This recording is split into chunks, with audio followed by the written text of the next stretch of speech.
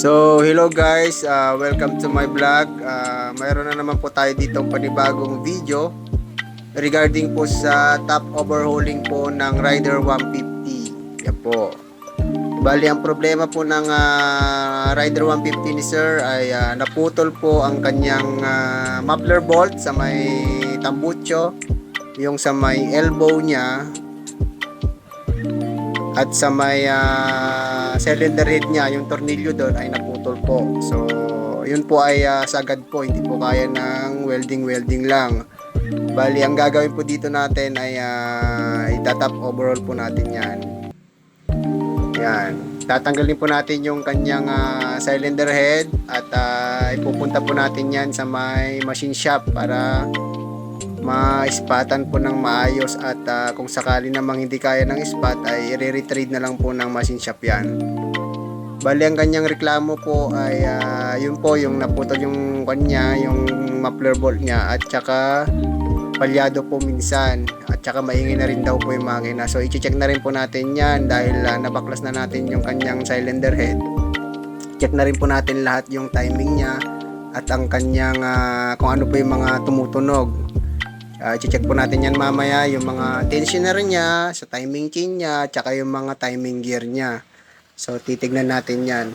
Kasi po, ang alam nyo po, ang Rider 150 ay maselang pong motor yan. Bali, kung wala po sa timing yan, palyado po talaga. Actually, lahat naman po ng motor, kung wala sa timing yan, palyado po siya. Pero mas maselan po ang Rider 150. Yan.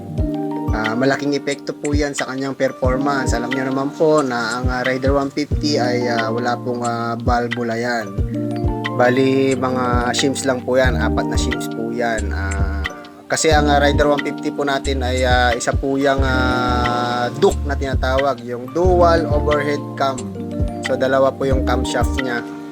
So importante po na ma-timing natin yung dalawang camshaft niya po. Yan po. Yan, bali tinanggalan natin yung cylinder head niya.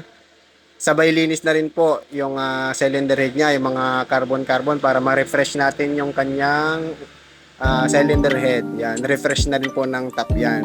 Ginagawa natin para malinis niya. At i-check natin mamaya yung ingay at saka yung timing niya.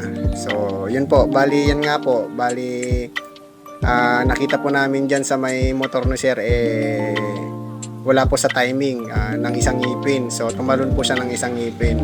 Ewan ko po, kaya tinanong namin sa customer namin kung binaklas na po dati yan. Bali, hindi daw po alam ng customer. So sa tingin namin parang binaklas na nga ng dating mekaniko to, kasi ang sabi ng customer namin ay second hand niya lang po na bili ang kanyang Rider 150. So yun nga po, ang nakita namin ay wala sa timing. Yan, mamaya po i-check po namin yung tensioner niya, kung goods pa yung tensioner niya, kasi yan din po yung dahilan minsan ng ingay ng motor natin dahil sa sira na rin yung kanyang tensioner.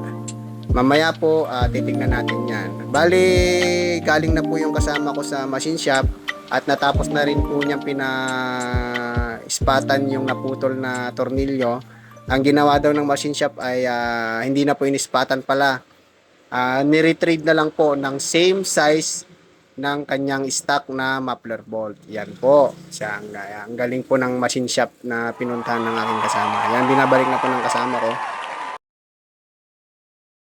Dahil tapos niya na, so itatiming niya na rin yan at tatapusin na. So yan po ang ating videos ngayon regarding po sa Rider 150. Salamat po sa inyong panunood at tuloy lang po sa pag-support at panunood po ng aming videos. Sana wag po kayong magsawang manood. Salamat po and God bless sa atin lahat.